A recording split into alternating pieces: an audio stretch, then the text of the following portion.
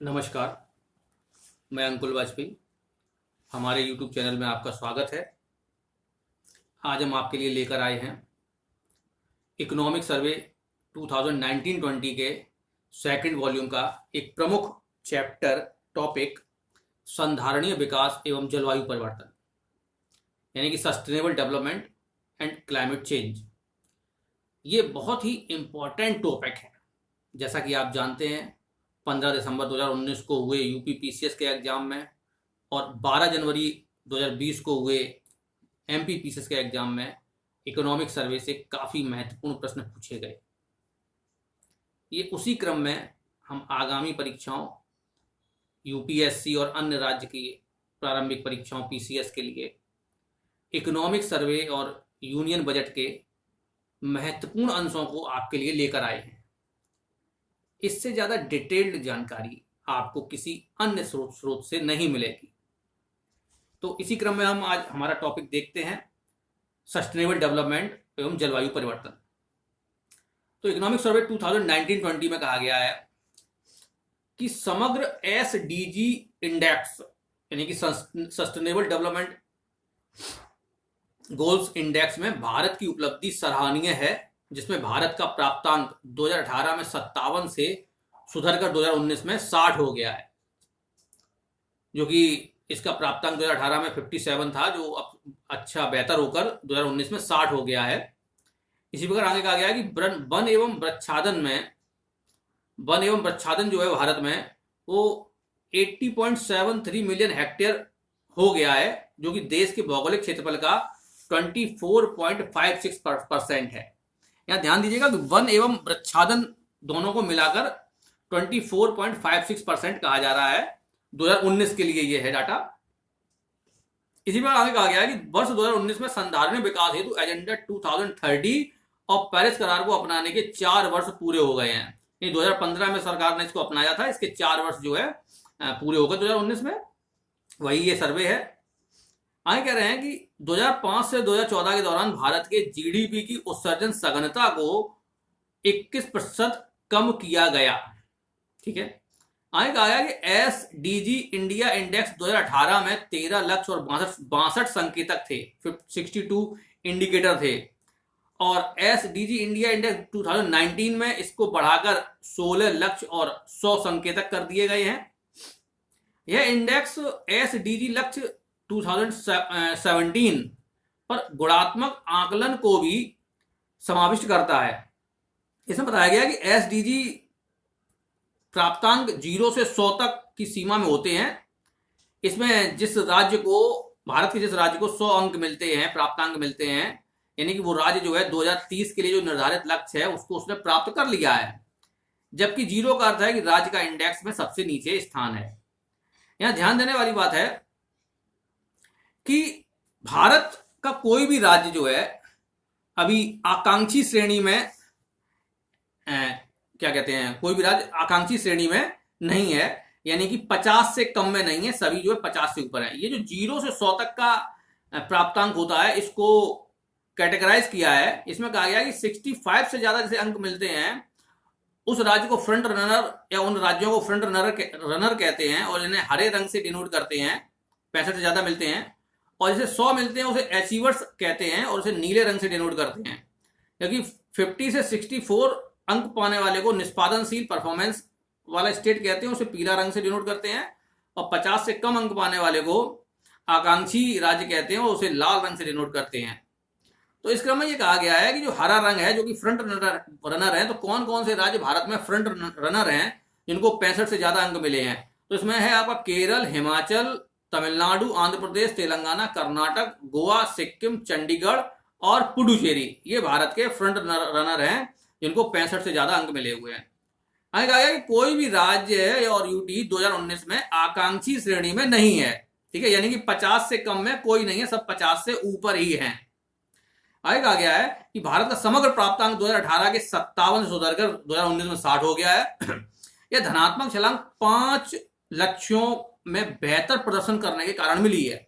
ये 5 लक्ष्य कौन से हैं? एक है स्वच्छ जल स्वच्छता, दूसरा है वहनीय एवं स्वच्छ ऊर्जा, तीसरा है उद्योग नवीकरणीय एवं अवसंरचना, अगला है भूमि पर जीवन, और अगला है शांति, न्याय और सामाजिक न्याय। इन 5 में बेहतर काम किया भारत ने, जिससे कि भारत का जो प्राप्तांक है वो 57 से इंप्रूव होकर जो है 60 हो गया है। इसमें कहा गया है कि लेकिन जो शून्य भूख, जीरो हंगर का जो हमारा लक्ष्य है एसडीजी में, और दूसरा लैंगिक समानता, जेंडर इक्वलिटी, इसमें अभी सुधार करने की जरूरत है। इसमें भारत का समग्र प्राप्तांक 50 से नीचे रहा है इन दोनों में। ठीक है, आगे कहा गया कि समग्र रूप से भारत का प्राप्तांक 50 से 64 के बीच है। समग्र रूप से भारत का जो प्राप्तांक है वो 50 से 64 के बीच है। ठीक है, इसी में एक अगली बात कही गई है इकोनॉमिक सर्वे में, एसडीजी नेक्सस। एसडीजी नेक्सस की बात की गई है। इसमें कहा गया है कि ये जो भी एसडीजी सस्टेनेबल डेवलपमेंट गोल हैं, इन सबका आपस में एक अंतर संबंध है। जब एक गोल में बेहतर होता है तो उससे जुड़े हुए दूसरी चीजों में भी बेहतर रिजल्ट मिलते हैं, और अगर एक में खराब होगा तो उससे जुड़े हुए दूसरे में भी खराब रिजल्ट आएगा। तो इस एसडीजी नेक्सस को समझना है, ये नई बात इस सर्वे में कही गई है। तो देखिएगा, कहा गया कि संधारणीय विकास लक्ष्यों यानी गोल्स एवं प्रयोजनों टारगेट्स में आपस में अंतर संबंध होता है। लक्ष्य आधारित दृष्टिकोण नीतियों के सुदृढ़ीकरण और इसके कार्यान्वयन में मदद कर सकता है। एसडीजीज को अपनाते हुए सरकार का लक्ष्य एसडीजी से संबंधित संकेतों के साथ अपनी विकास की प्राथमिकताओं को सुदृढ़ करना है। एसडीजी के बीच अंतर संबंध होता है और नीतियों के सुदृढ़ीकरण में इसका जबरदस्त प्रभाव होता है। नेक्सस अप्रोच क्षेत्रों और पैमानों पर प्रबंधन और शासन को एकीकृत करने की अवधारणा पर जोर देता है। यह व्यक्तिगत घटकों या अल्पकालिक परिणामों के बजाय पूरी व्यवस्था के आत्मावलोकन की आवश्यकता पर बल देता है। अन्य क्षेत्रों से अंतर संबंधित फीडबैक को देखने और दुर्लभ संसाधनों के लिए प्रतिस्पर्धा को कम करते हुए क्षेत्रों के बीच सहयोग को बढ़ावा देता है। इस प्रकार इस अप्रोच का लक्ष्य पर्यावरण, सामाजिक और आर्थिक सीमाओं के बीच संतुलन हासिल करना है। इसी में एक एग्जाम्पल के तौर पर दिया गया है कि कम साक्षरता दर वाले राज्यों में विद्यालयों में कम बिजली दर है। ये जो एसडीजी नेक्सस की बात है, उसी में कहा है कि जहां पे कम साक्षरता दर है वहां पर विद्यालयों में बिजली की दर भी कम है, वहां बिजली भी कम है। इसी प्रकार निम्न और उच्च एचडीआर राज्यों में, ह्यूमन डेवलपमेंट रिपोर्ट राज्यों में, एनईआर नेट एनरोलमेंट रेट और बिजली की दर वर्ष 2014 से 17 के दौरान सकारात्मक प्रवृत्ति दर्शाती है, और मध्यम एसडीआई राज्यों के मामले में कोई निर्णायक प्रवृत्ति नहीं देखी गई है। ये बात इसमें कही गई है।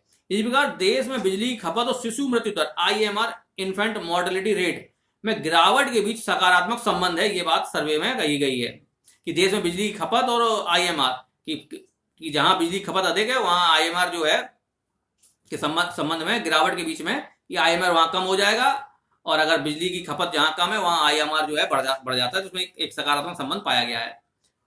आगे कहा गया कि भारत ने पेरिस समझौते के तहत अपना NDC नेशनली डिटरमाइंड कंट्रीब्यूशन पेश किया। इसमें भारत ने 2005 की तुलना में 2030 तक अपनी जीडीपी में उत्सर्जन की तीव्रता के स्तर को 33 से 35% कम करने, 2030 तक कुल बिजली उत्पादन क्षमता का 40% गैर जीवाश्म ईंधन स्रोतों से प्राप्त करना, यानी कि नॉन फॉसिल फ्यूल से प्राप्त करने, तथा इसके वन एवं बच्छादन को बढ़ाकर 2.5 से 3 बिलियन टन CO2 को अवशोषित करने के लिए कार्बन सिंक के निर्माण का वादा किया है।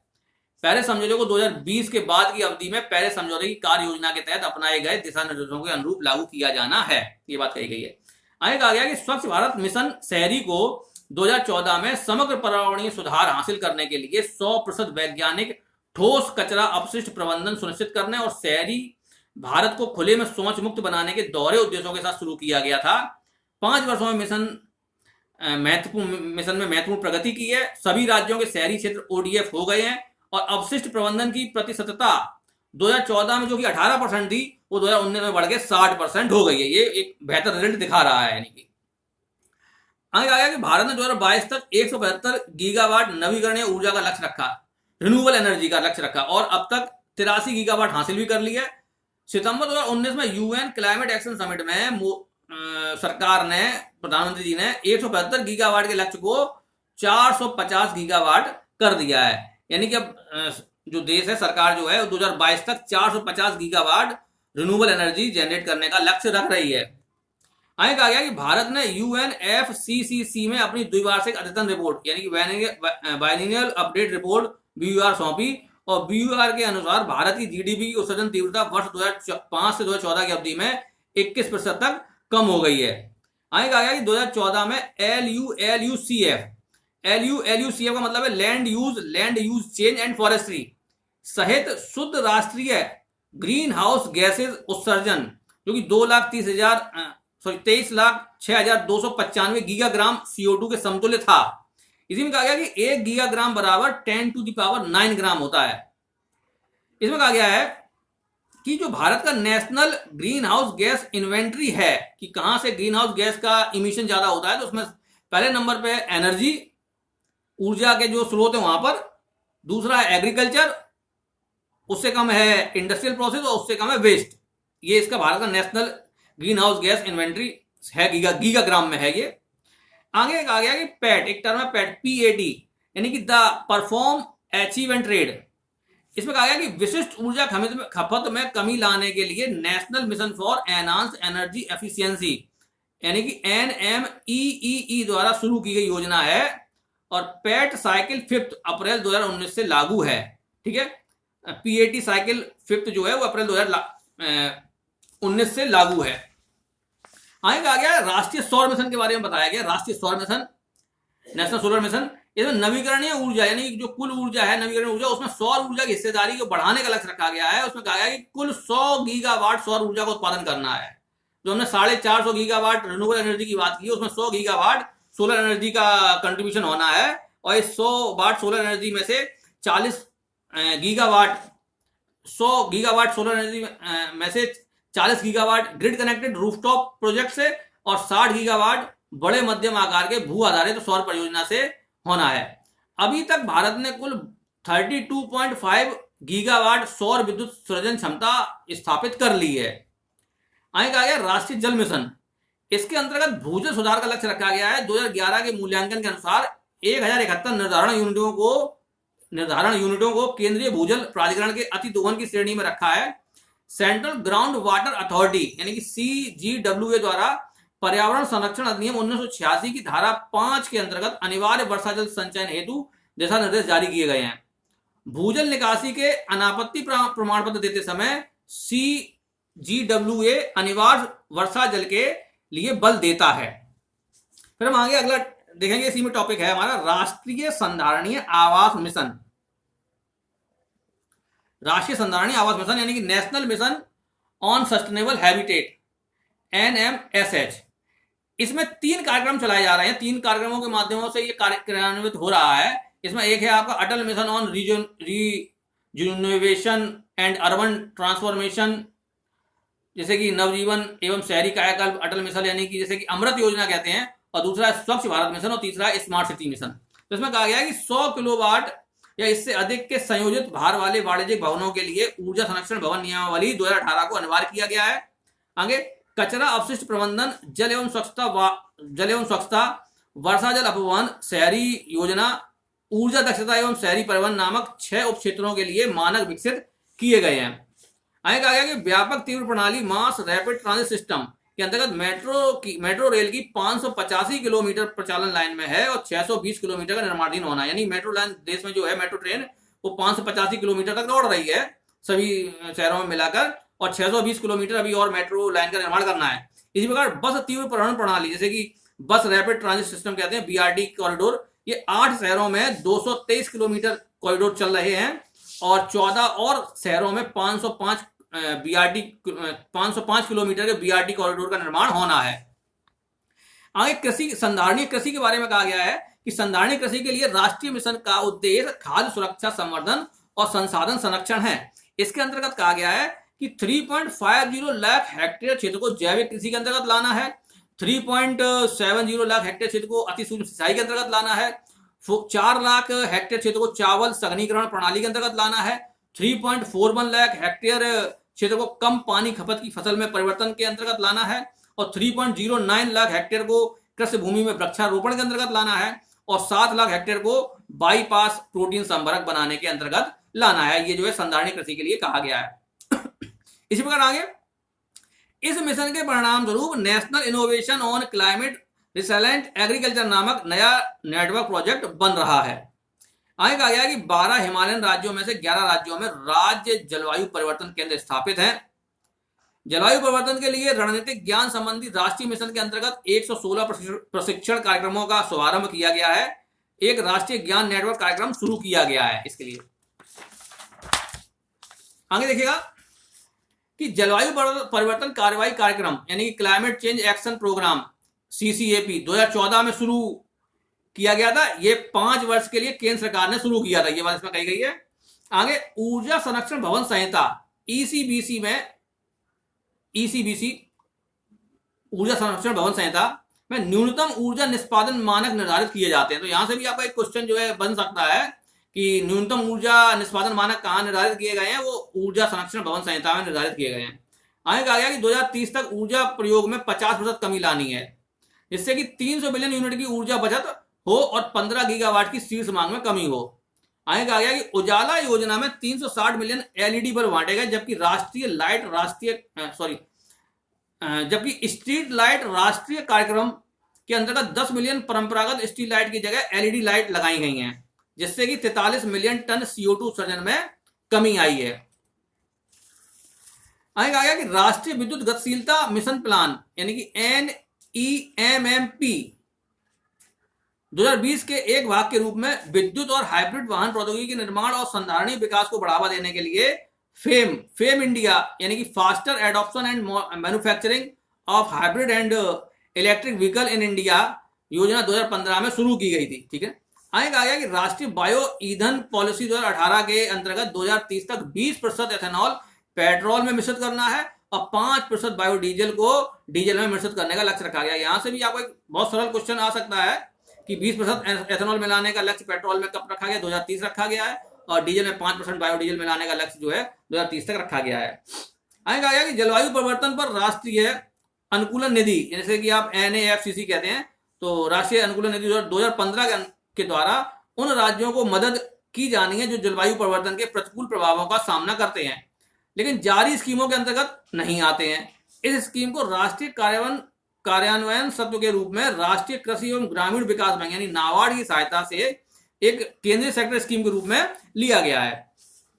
आगे कहा गया कि सेबी ने 2012 में वार्षिक व्यापार उत्तरदायित्व रिपोर्टिंग का अधिदेश दिया। यह एक रिपोर्टिंग ढांचा है जो कॉर्पोरेट कार्य मंत्रालय द्वारा व्यापार के सामाजिक, पर्यावरणीय और आर्थिक उत्तरदायित्वों पर जारी राष्ट्रीय स्वैच्छिक दिशा निर्देशों पर आधारित है। राष्ट्रीय स्वैच्छिक दिशा निर्देश यानी कि NVG पर आधारित है।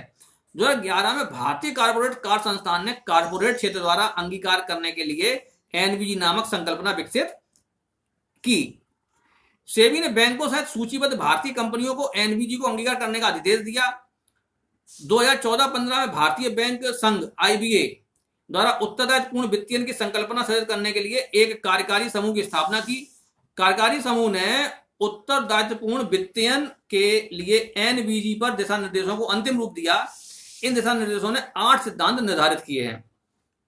आगे कहा गया कि हरित बॉन्ड ग्रीन बॉन्ड इसे कहते हैं, एक ऋण प्रतिभूति होती है जो वित्तीय भिन्न अथवा सार्वजनिक संस्थानों द्वारा जारी की जाती है, जहां आय का 100% उपयोग हरित परियोजनाओं और आस्तियों के वित्त पोषण के लिए किया जाता है। ठीक है। आगे कहा गया है कि भारत चीन के बाद हरित बॉन्ड बाजार का दूसरा सबसे बड़ा उभरता हुआ बाजार है। अनेक भारतीय अभिकरणों जैसे कि भारतीय अक्षय ऊर्जा विकास अभिकरण जैसे कि IREDA कहते हैं और भारतीय रेलवे वित्त निगम IRFC ने इन्हें जारी करने में अपनी भूमिका निभाई है। आगे कहा गया है कि 2018 में SBI ने $650 मिलियन के प्रमाणित जलवायु बॉन्ड सहित इस बाजार में कदम रखा है, ग्रीन बॉन्ड बाजार में कदम रखा है SBI ने। इस प्रकार पर्यावरणीय रूप से संधारणीय निवेश में प्रवर्धन के लिए भारत ने अक्टूबर 2019 में अंतरराष्ट्रीय संधारणीय वित्त पोषण प्लेटफॉर्म में भाग लिया। तो आगे कहा गया कि ग्रीन बॉन्ड निर्गमन जो है 2012 से 2018 के बीच हुआ है। इसमें उभरते हुए मुख्य बाजार कौन है? तो जैसा कि बताया कि चीन के बाद भारत सबसे उभरता हुआ मुख्य बाजार है, तो पहले नंबर पे इसमें चाइना है उभरता हुआ मुख्य बाजार ग्रीन बॉन्ड के क्षेत्र में, और दूसरे पे इंडिया है, तीसरे पे मैक्सिको है, चौथे पे ब्राजील है, फिर उसके बाद पोलैंड, फिर इंडोनेशिया, फिर साउथ अफ्रीका और फिर मलेशिया। ठीक है। तो यहां से भी आपका एक सीक्वेंस वाला क्वेश्चन बन सकता है, जो कि इस तरह के क्वेश्चन यूपीएससी में और सिविल में काफी आते हैं, इसको ध्यान रखने की जरूरत है। अगला पॉइंट हमारे सी में कि हरित जलवायु निधि ग्रीन क्लाइमेट फंड, तो इसकी बात तो बहुत पहले लंबे समय से चल रही है कि विकसित देश पक्ष विकासशील देशों को उनकी आवश्यकताओं एवं प्राथमिकताओं के अनुसार अनुकूलन एवं समन कार्यों को करने के लिए वित्तीय साधन उपलब्ध कराएंगे। 2009 में विकसित देशों ने संकल्प लिया कि 2020 तक संयुक्त रूप से $100 बिलियन प्रदान करेंगे और इसका अधिकांश हिस्सा GCF यानी ग्रीन क्लाइमेट फंड के द्वारा जुटाया जाएगा। 99 विकासशील देशों में 111 जलवायु परिवर्तन अनुकूलन एवं न्यूनीकरण परियोजनाएं एवं कार्यक्रमों के क्रियान्वयन में सहायता प्रदान करने के लिए GCF बोर्ड ने $5.2 बिलियन की राशि अनुमोदित की है। इस प्रकार सभी देशों के लक्ष्य एक स्तर पर पहुंचने तथा पूर्व औद्योगिक स्तर से 1.5 से 2 डिग्री सेंटीग्रेड अधिक की तापमान वृद्धि को सीमित करने के लिए उत्सर्जन अंतराल को पाटने संबंधी आह्वान हाल ही की जलवायु संबंधी बातचीत में बहुत प्रबल रहे हैं। आगे कहा गया है कि UNFCCC के पक्षकारों के सम्मेलन का 25वां सत्र, जैसे कि आप COP25 कहेंगे, यानी कि कॉन्फ्रेंस ऑफ पार्टीज, चिली की अध्यक्षता में स्पेन के मैड्रिड में हुआ है, आयोजित हुआ है। यहाँ Chile Madrid time for action नामक निर्णय लिया गया है। इस निर्णय में 2020 तक संयुक्त रूप से विकासशील देशों के लिए $100 बिलियन जुटाने के लक्ष्य को दोहराया गया।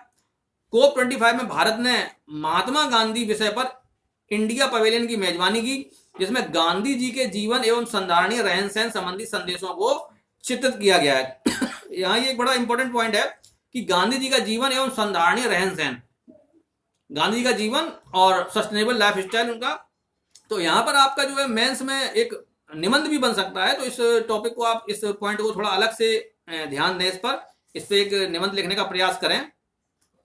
आगे देखिएगा, अंतरराष्ट्रीय सौर सहयोग ISA, जैसा कि आप जानते हैं यह पहला संधि आधारित अंतर सरकारी संगठन है जिसका मुख्यालय भारत में है। भारत के गुरुग्राम में इसका मुख्यालय। 2030 तक $1,000 बिलियन की राशि जुटाना इसका लक्ष्य है। इसी में कहा गया कि 2019 में IIT दिल्ली के साथ मेजबानी इसकी ISA की हुई है और एग्जिम बैंक ऑफ इंडिया और दूसरी तरफ agency Francis de development France से ऋण सुविधा मिली है। ये फ्रांस की एक फाइनेंस सेक्टर से है। आगे कहा गया कि सोलर ऊर्जा पंप प्रणाली का विकास किया गया है। नवीन वित्त पोषण लिखितों यानी कि इनोवेटिव फाइनेंसिंग इंस्ट्रूमेंट के क्षेत्र में ISA यानी कि इंटरनेशनल सोलर अलायंस की सहायता के लिए विश्व बैंक एवं AFD द्वारा सौर न्यूनीकरण पहल, सोलर रिस्क मिटिगेशन पहल शुरुआत की गई है। विश्व बैंक और ISA की भागीदारी में अफ्रीका के ऑफ ग्रिड क्षेत्र में 23 सदस्य देशों के लिए $337 मिलियन की जोखिम न्यूनीकरण निधि के लिए दृढ़ संकल्प व्यक्त किया गया है। ISA सचिवालय भी सौर ऊर्जा मिनी ग्रिड प्रोग्राम के प्रवर्धन के लिए सुदृढ़ क्रियान्वयन योजना भी तैयार कर रहा है। इसी बार ADB यानी एशियन डेवलपमेंट बैंक ISA की भागीदारी में 6 दक्षिण एशियाई देशों के लिए $2 मिलियन की सूचना सहायता एवं तकनीकी सहायता प्रदान कर रहा है। आगे देखिएगा कि ISA ने संस्था को मजबूत करने के लिए मई 2019 में UNESCAP के साथ तथा जून 2019 में कई विभिन्न राज्य सरकारों के साथ के सहयोग में संस्थागत सौर ऊर्जा अवार्ड शुरू किए हैं, जो कि सभी के लिए 7 संधारणीय ऊर्जा के लिए MOU पर हस्ताक्षर किए हैं, जो शुरू किए गए हैं अवार्ड। तो इन अवार्ड में देखिए कौन कौन से अवार्ड हैं। हरियाणा सरकार ने अवार्ड शुरू किया है कल्पना चावला सौर ऊर्जा अवार्ड, मध्य प्रदेश सरकार ने शुरू किया आचार्य विनोबा भावे अंतर्राष्ट्रीय अवार्ड, कर्नाटक सरकार ने श्री विश्वेश्वरैया अवार्ड के सहयोग, ठीक है ना, इनके साथ ये सहयोग अवार्ड शुरू किए हैं राज्य सरकारों ने। ये भी आपके लिए इंपॉर्टेंट है। विभिन्न राज्यों के, जैसे कि मध्य प्रदेश सरकार ने आपका ये जो आचार्य विनोबा भावे अंतर्राष्ट्रीय अवार्ड किया, तो ये MPPCS के लिए आपका इंपॉर्टेंट है। ठीक है, आगे देखिएगा, भारत एंड UNCCD, इसके लिए हम आपसे अगले वीडियो में इस पर चर्चा करेंगे। अभी ये टॉपिक थोड़ा छूट गया है, हमारा वीडियो काफी लंबा हो रहा है। अगले वीडियो के लिए आप तैयार रहें और इसको आप नोट कर लें। ये बहुत ही इंपॉर्टेंट है आपके IAS और PCS की परीक्षाओं के लिए और दूसरे राष्ट्र की दूसरी परीक्षाओं के लिए भी बहुत इंपॉर्टेंट है। और हमें फीडबैक दें और हमसे इस संदर्भ में अधिक जानकारी के लिए हमारे फोन नंबर 8630523653 पर आप संपर्क कर सकते हैं। धन्यवाद।